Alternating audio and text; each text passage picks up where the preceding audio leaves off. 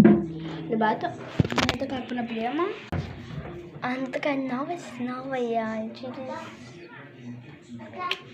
14 дней я улетаю. Ну не улетаю, уезжаю. Знаете куда? В Астану.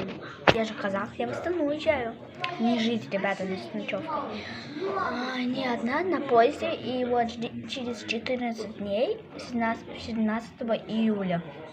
Я просто в шоке. Я очень волнуюсь, так что скоро мы будем, не знаю, когда останется дней, когда будет